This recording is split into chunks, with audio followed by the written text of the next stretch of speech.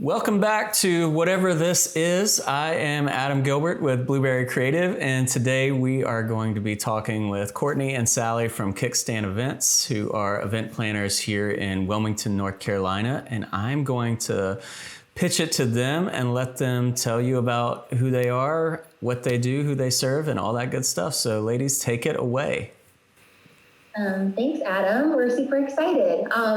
So thank you for having us on to talk about whatever this is. But Kickstand Events, we actually just celebrated our 10-year anniversary as a company at the end of March, which is ironic because we thought we had seen everything at that point, but coronavirus has happened and proved us wrong. So what we do at Kickstand is actually pretty unique. We have a collaborative process that I think we've honed in pretty well at this point, Court, if you would agree. We hopefully have it down at this point, but I basically do all of the client-facing contacts as well as vendor management. I'm kind of that like type A personality that likes to handle all of the planning and logistics and all of that good stuff. And then Courtney gets to shine and do all of the pretty stuff, all of the design, all of the florals. And then together we collaborate on each and every event for our clients. So it's really fun. We love what we do. And we take on about anywhere between 17 and 22 events a year, probably 4 or 5 of those being corporate and the rest being weddings. So we certainly have learned a lot throughout this process and throughout the years of being in business and working together. But it's really rewarding, and Courtney and I have a lot of fun doing it. So. Awesome. Courtney, anything to add to that?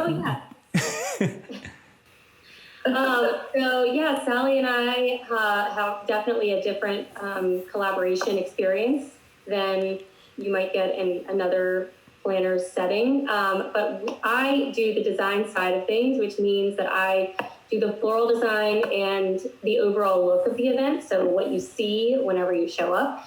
And Sally is what you don't see, which usually running very smoothly and perfect.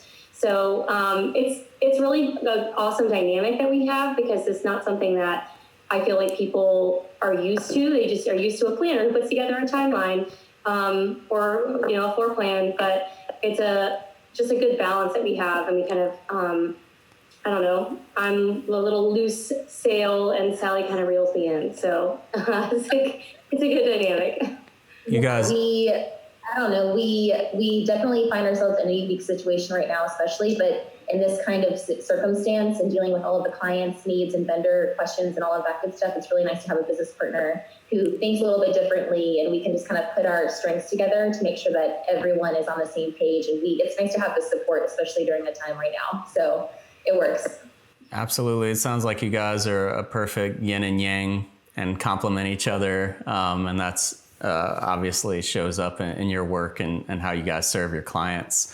I do want to talk a little bit about, well, this is kind of all about, our current climate here with dealing with the coronavirus.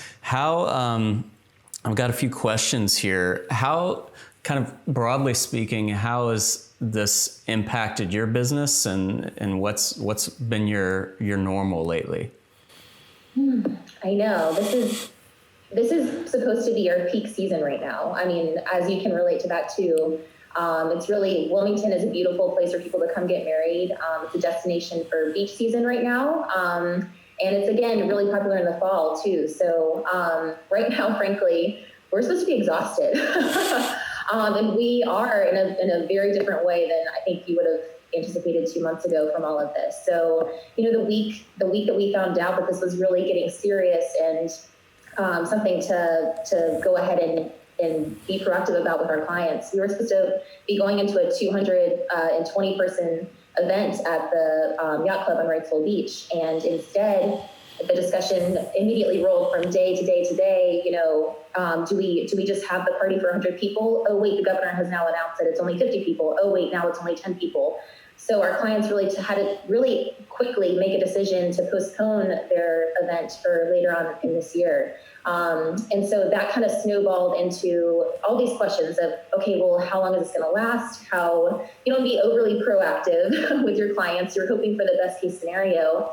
But, we have a corporate client that we've been working with for a really long time to plan a multi-day 1,300 people event in Raleigh, and that was canceled. Followed by a rehearsal dinner that was canceled, a wedding that we've been planning since 2018 canceled, and then we were supposed to also be in the Beaufort area for a wedding that has been postponed. So it's so crazy to think about how physically and mentally exhausted we're supposed to be from executing those events, and instead we're kind of emotionally drained from dealing with all of that. Alongside our clients and with our vendors who, are really seriously impacted by all of this. So I guess that's like kind of the broad scope of how it's impacted us immediately. But now I'm sure we'll talk about, how this is going to look the rest of the year and how Courtney and I have kind of put our heads together to hopefully be an advocate for our clients and also the vendors that, really need to depend on these events being postponed. So it's crazy. Yeah, that really hits home. I guess, are you finding that, is there a trend between outright canceling weddings or postponing? Like you mentioned a few events did get canceled, but some were postponed. Is it one more than the other, or how is that stacking up? At this point, and I guess this is something I can speak to just because of my role within Kickstand, I do a lot of the management with clients and vendors. And so Courtney and I work together behind the scenes in all of this, but this just seems like something that I've kind of, my role in general, the logistics and all of that is just kind of more my scope. So I honestly have found that a lot of our clients, I would say 25% of them are probably choosing to cancel. Maybe just have an intimate family wedding in the backyard, just to go ahead and get married, and the possibility of maybe planning a vow renewal or an anniversary party sometime next year is on their radar, but it hasn't been something that has been set in stone yet, just because there are so many unknowns. They don't want to trade one drama for the next. Sure. But in general, our clients are hopeful, and they're postponing, and they want to keep their vendor contracts. They want to have a big celebration, and so I've been kind of describing it to people outside of the industry, kind of like an inchworm, where people from the spring have postponed to the fall with that hopeful, that hope that they can go ahead and have that wedding this year. They might have to, again, postpone into 2021 and just kind of roll with the punches there. So everyone's just doing the best they can. Everyone's trying to stay optimistic. And we're encouraging brides to postpone.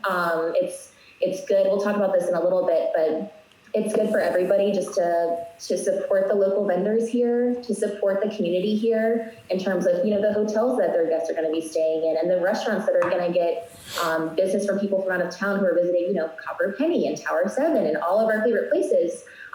So we're encouraging postponement because all of those businesses are counting on that kind of business, especially when this industry really encourages, it's just a domino effect. It's a domino effect to people that are coming here for a wedding. So if people are able to postpone, and even if that means they go ahead and get married and then we can plan a big party for them later and kind of honor those contracts with vendors, we are really, really encouraging people to do that. And we're hoping that that's going to be what continues to happen throughout the year.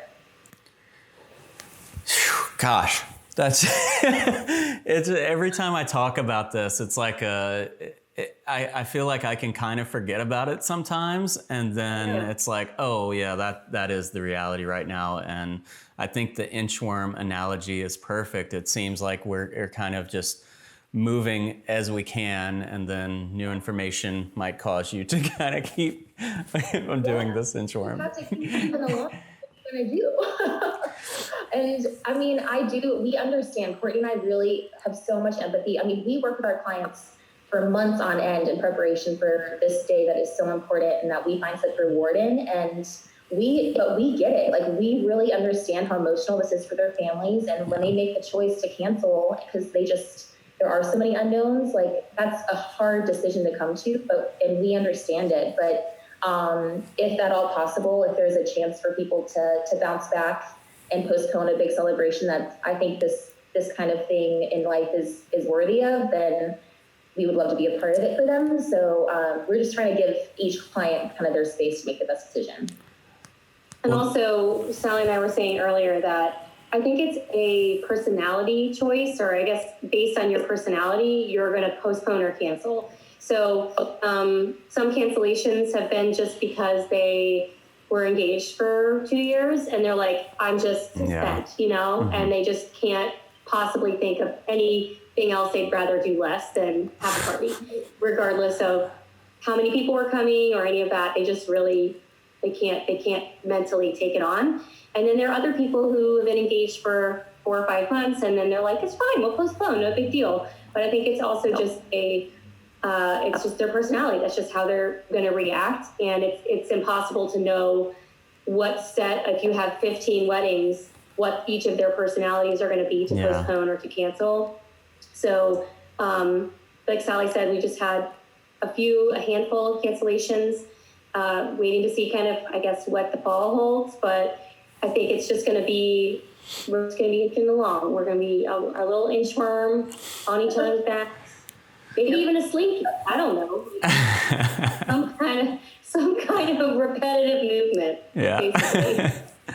Well, I think that's really perfectly said. Like, everyone's in a different boat, and it's certainly going to be different from someone that's been planning for years versus a shorter engagement. They can kind of roll with the punches more than someone that's already. I can't imagine, having planned for a year and a half, or 2 years, and then having to go an additional year. I probably would be over it. Yeah. Well, you kind of just answered that, but if there's any specific advice to brides or couples that are planning, that are having to postpone, like what do those conversations normally look like? What are you saying to them if they're making that postponement decision?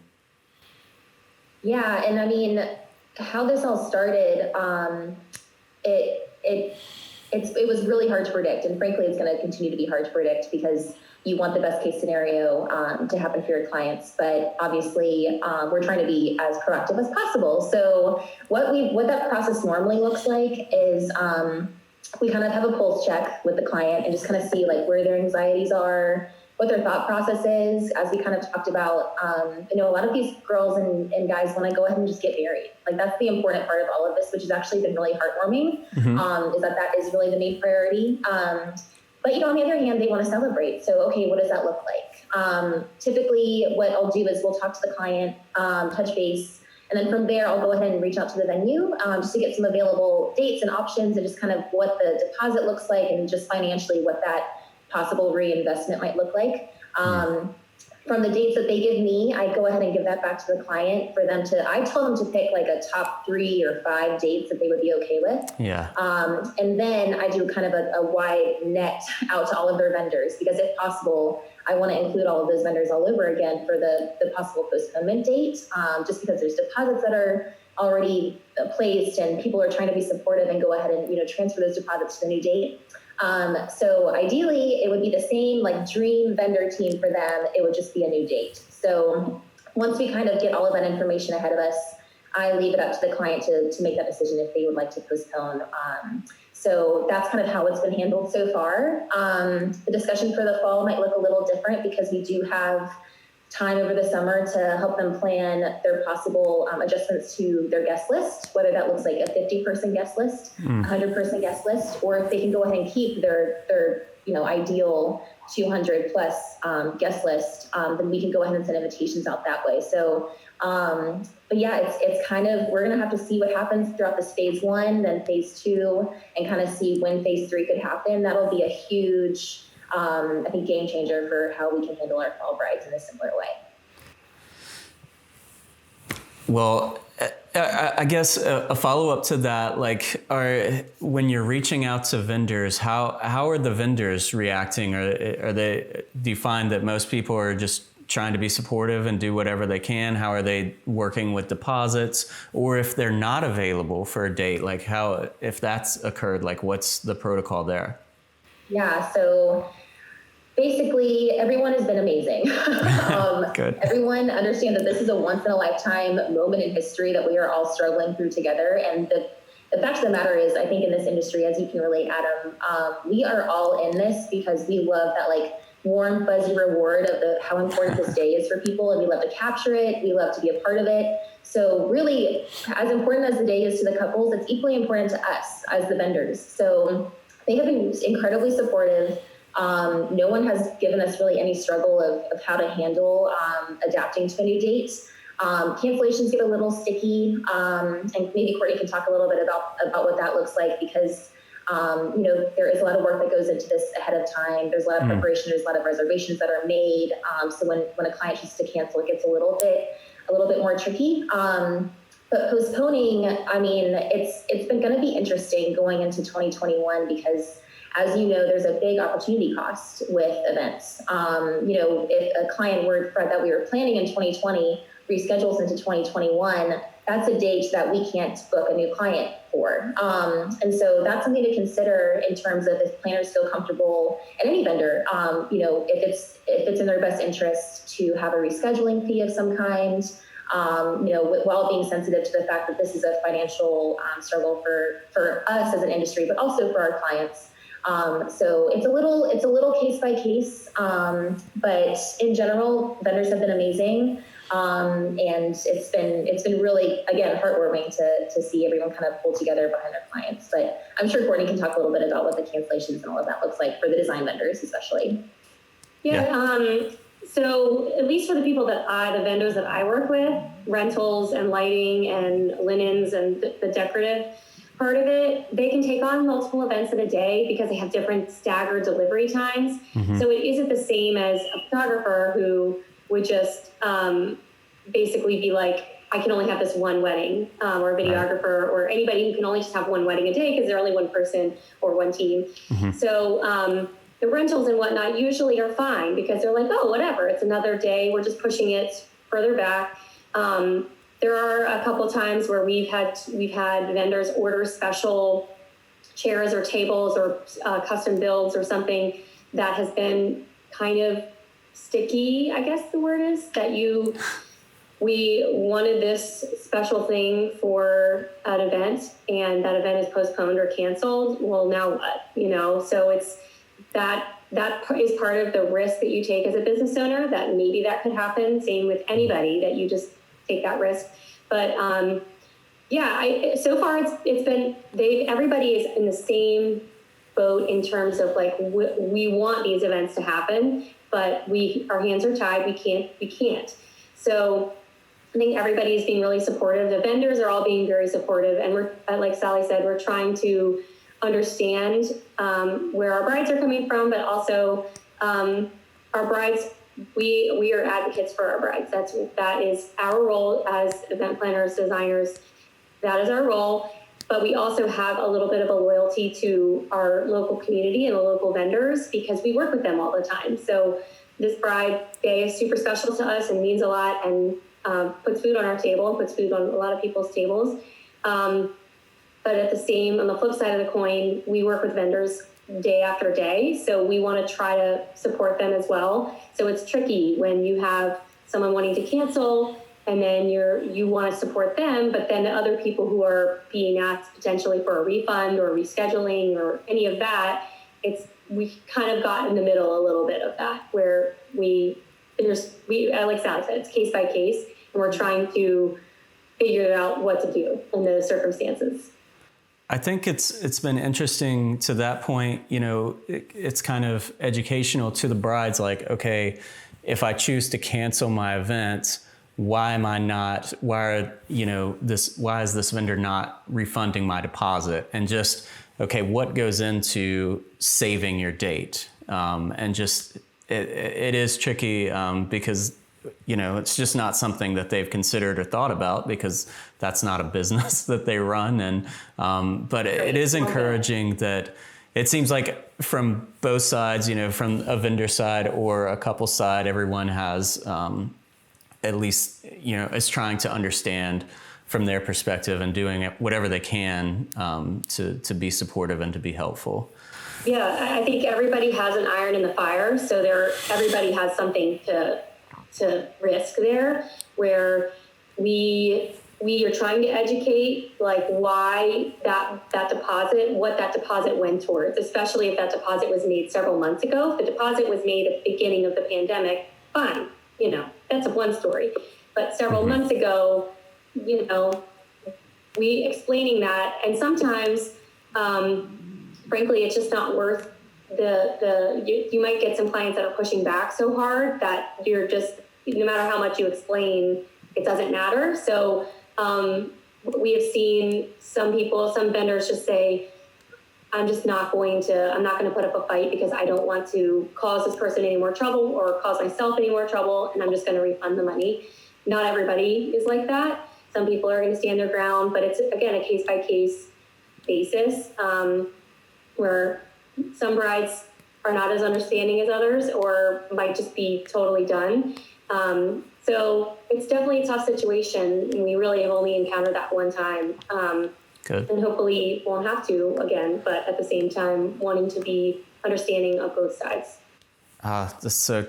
It is tough. Like, no one has any experience with this. Like, this has literally never happened before. So it's just, maybe we get a hurricane wedding once every 3 or 4 years where things have to be postponed or moved around. Like, this has only happened to us a couple times in, almost 10 years of being in business. And now all of a sudden an entire season is a hurricane wedding. Like, what do there's just no precedence.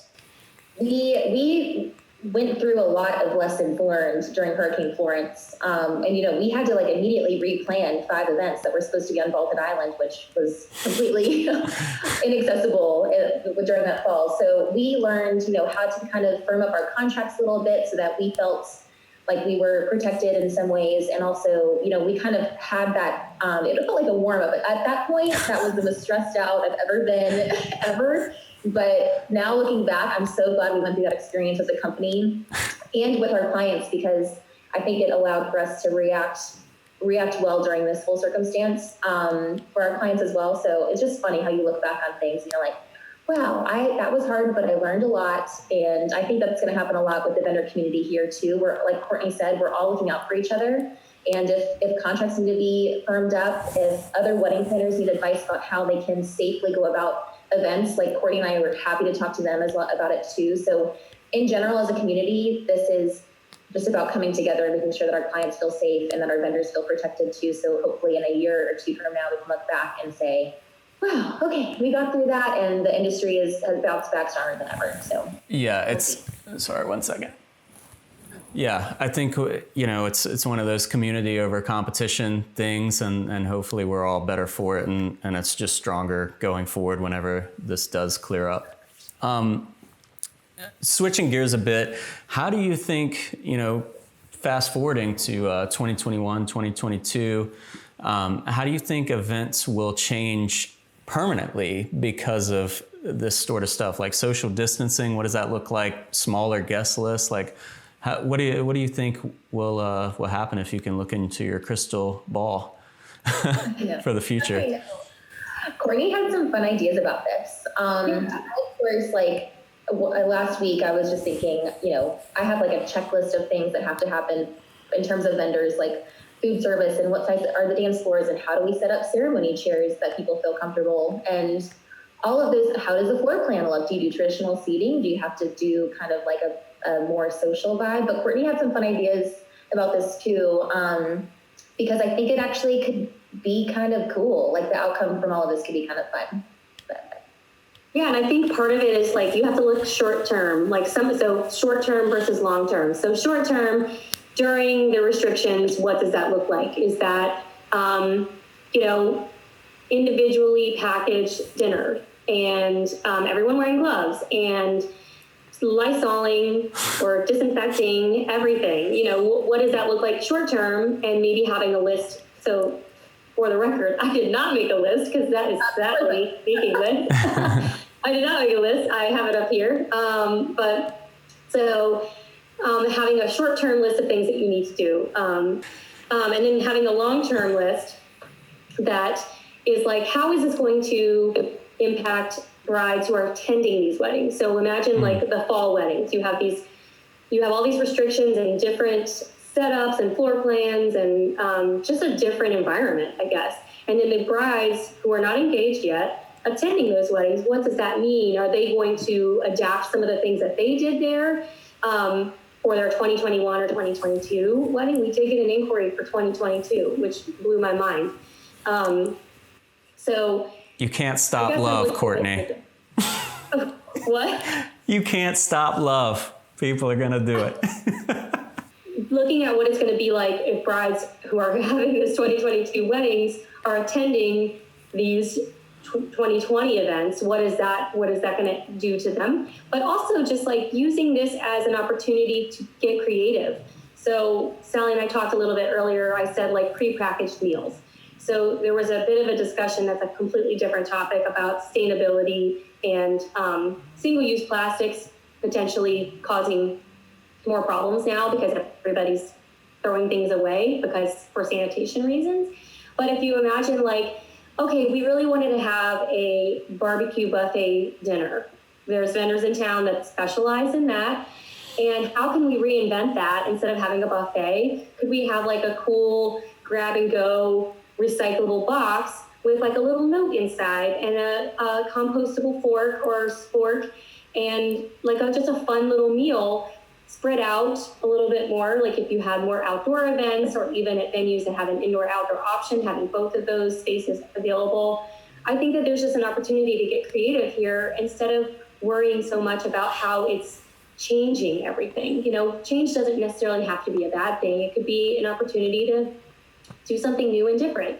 So I think this is going to push us to inspire our brides and get them excited again, because right now no one's excited. I mean, you're getting all this bad news day in and day out, where I think it's part of our role to sort of reel them back in and say, this is going to be so fun.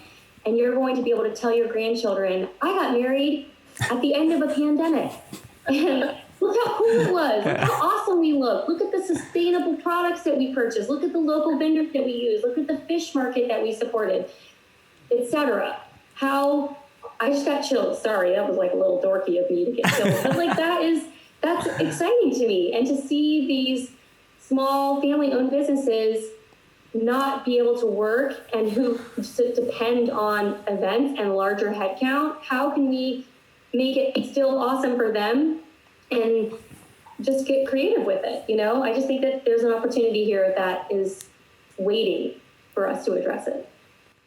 Well said. Yeah, I think change is often viewed negatively in the moment, but when you look back at it, it's like, oh, that was a catalyst for something completely new and different that can have really cool impacts beyond, whatever the event is.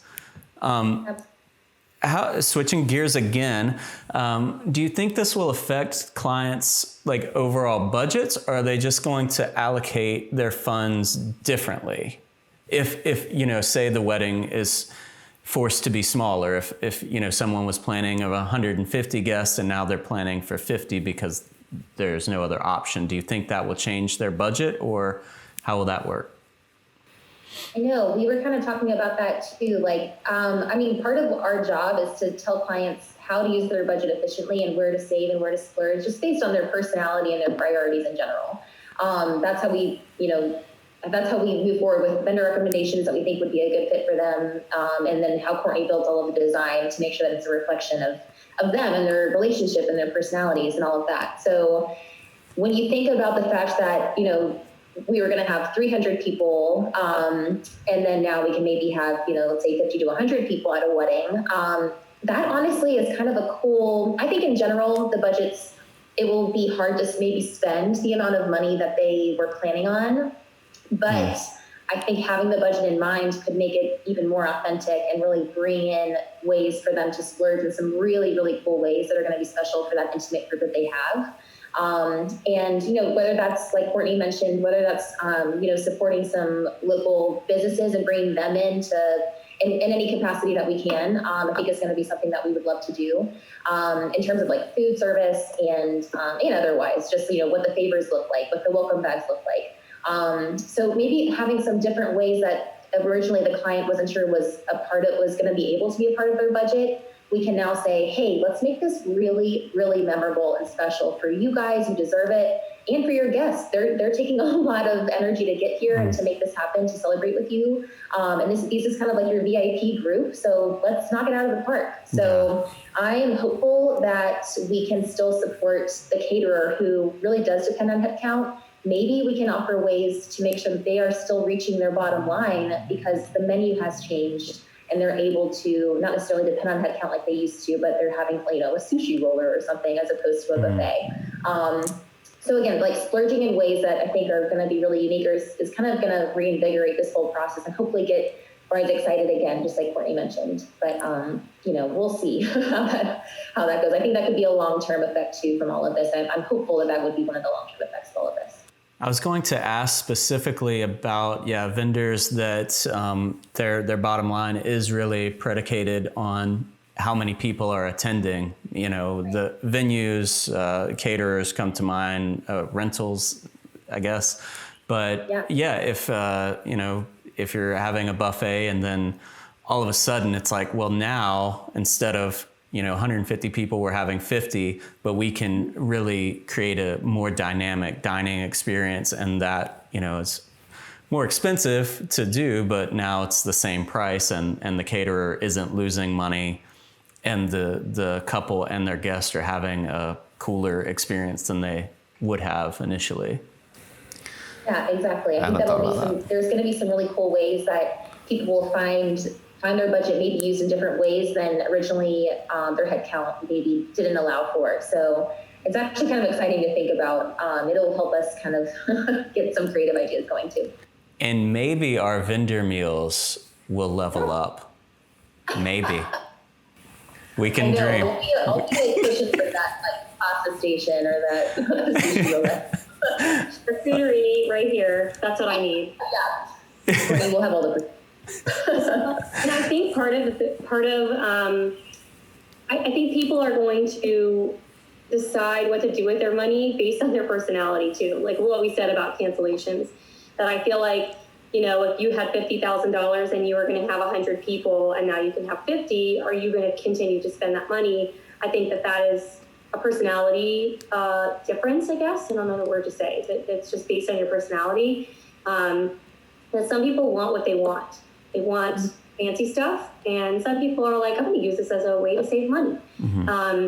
But also, Sally and I were saying that sometimes it's also just about like the experience of not just the wedding, but the parties leading up to it. So back a little bit to cancellations and postponements, that people want the overall experience. So yeah, sure, we want to have a party, we want to have a wedding, but I also want to have a bridal shower, and I also want to have a bachelorette weekend and bachelor weekend, and I want to go on my honeymoon. So I think that all of those parties are also impacting their decisions to whether to postpone or to cancel. So maybe they've already had all of those parties and their wedding was only a few months away, and they're like, I'm just going to cancel. Or they haven't done any of it and they want to postpone because they want to have that experience. Even parents, moms especially, want to see their kid, their daughter, have a bridal shower. So I think that is another level of maybe why they would make that decision to postpone or to cancel. Yeah, that's a great point. And it just goes back to the point you guys were making earlier, that everybody's situation is different, and it's just going to be kind of we just got to kind of roll with everyone's unique situation and try to do the best we can.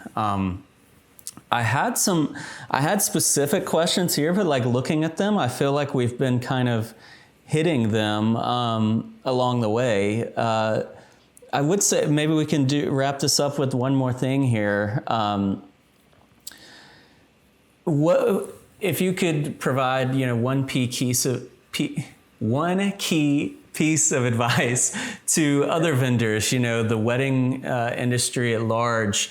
What would you say to them? Because I feel like planners are kind of the focal point a lot of times with these weddings. Like you guys are kind of the head that's leading the rest of us. What could you say as a general piece of advice for people that are dealing with cancellations and postponements and have overhead and trying to keep deposits coming in while leads maybe are drying up right now? Is there anything you can give us to get us through? Something. I mean, it's so interesting because the inquiries, at least from our our standpoint, the inquiries, they are not rolling in like they normally would be, because a lot of our inquiries happen when people are attending weddings and then they get excited about their own, or, frankly, engagements maybe are getting postponed a little bit or done in a different way in general. So it just seems like inquiries in general are kind of slow right now. I think people are just kind of waiting to see, what exactly is going to happen over the summer and in these all phases that we're all dealing with.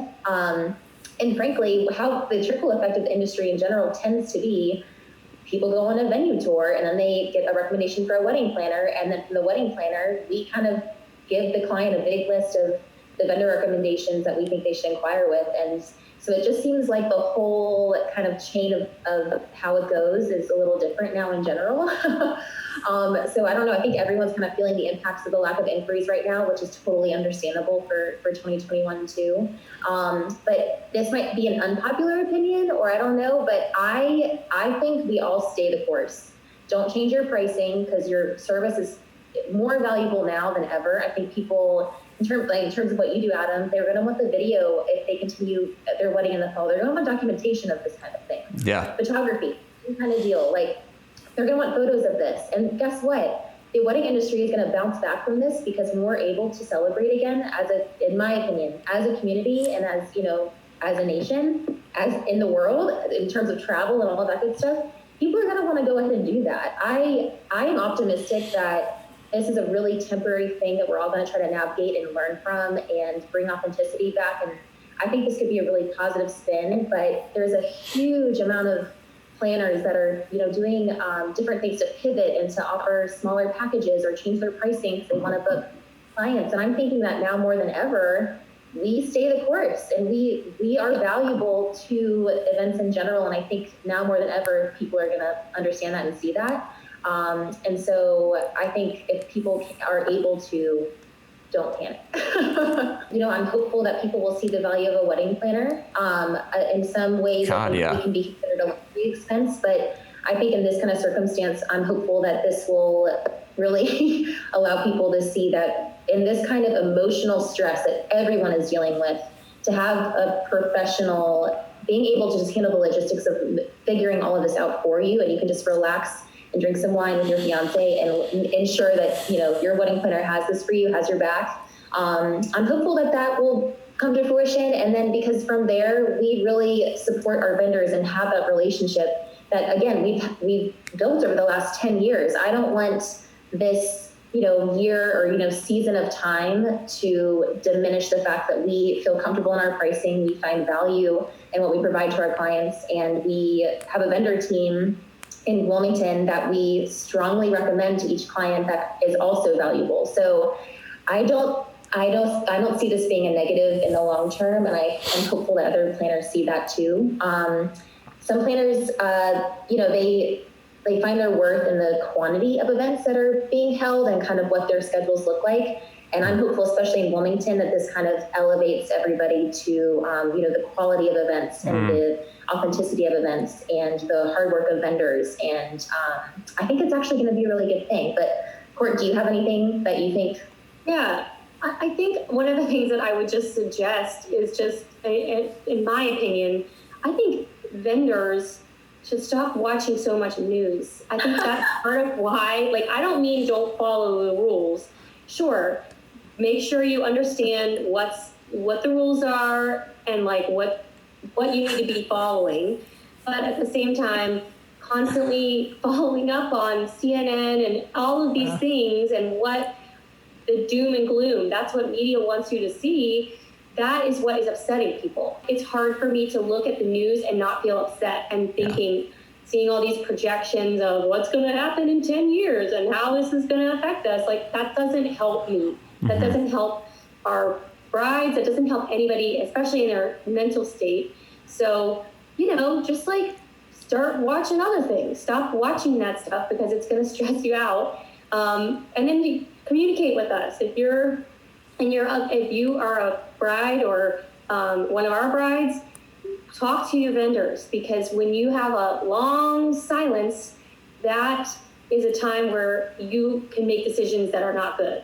So talking to us and communicating with us is important, and especially following up with your venue and making sure that you guys are still good and things can happen in the way that you want in your postponement. But when you just go radio silent, it's you can definitely make decisions that you were not meant to make. Yeah. That's perfect advice.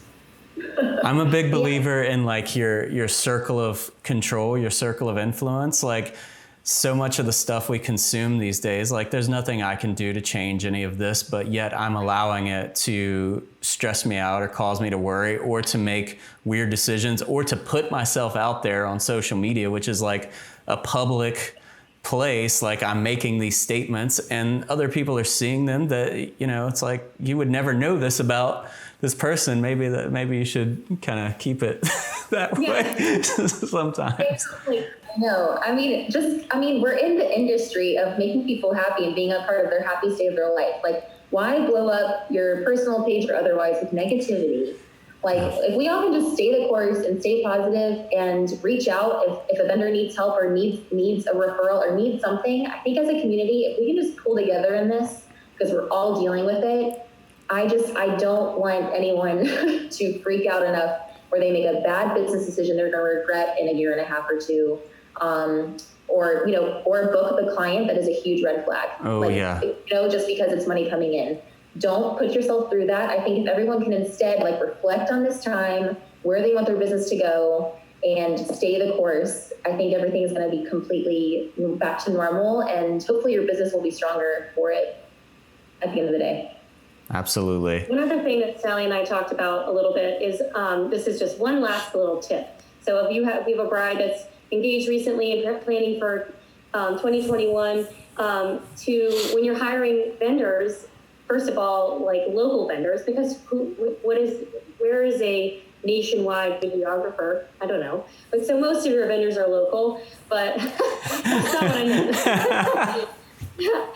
I mean like a corporation, but so shopping local, and also asking your caterer, hey, do you support your local farm? Do you support your local fishermen? Like, not just, hey, where do you get your frozen food from? Like just something, sorry. So supporting local and asking the right questions to make sure that we as vendors are supporting local family-owned businesses here in support of these weddings. So even my girl Ashley at Foxhound Flowers, she has a local flower farm, and we want to support her whenever possible for these weddings. So I think that is the step that these brides need to take when they're booking vendors, is to ask and vet them by making sure that they shop local and support their family-owned businesses instead of national corporations. And that is just my opinion. Yeah, I love that. If you're gonna go get something, to eat, going to dinner, don't maybe go to Golden Corral. Let's go to, the basics or something like that. Get your local takeout, and taking that to your wedding planning is really a great sentiment too. Well, thank you, ladies, so much for joining me today. I had a blast talking with you, and getting your perspective on these things is really helpful. And I'm excited to talk to other vendors and try to understand the bigger scope of what's going on, and to be as helpful as possible. And your insights today have been invaluable. So thank you so much. And it was really fun. You can't wait to hear what other people have to say. Yeah. Absolutely. Well, have a great day. Drink more coffee and get some stuff done. I don't know how to end this. Adam. Have a great day, everyone. Thank you, guys.